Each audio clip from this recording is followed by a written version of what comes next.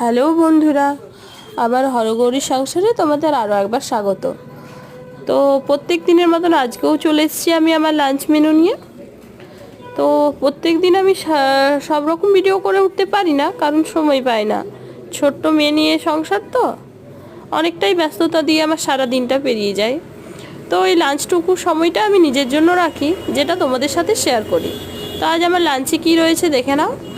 ভাত, হাঁসের মাংস, তার সঙ্গে খামালু, পেঁয়াজ আর শুকনো লঙ্কা তেল ফোড়ন দিয়ে মাখা, আর ডাঁটা চচ্চড়ি। আর তার সঙ্গে রয়েছে মুরগির মাংস। এই ডাঁটা চচ্চড়ি আর মুরগির মাংসটা আমাকে পাশের বাড়ির একটা মামিমা দিয়ে গেছেন, তো সেটাও আমি সঙ্গে নিয়ে বসেছি।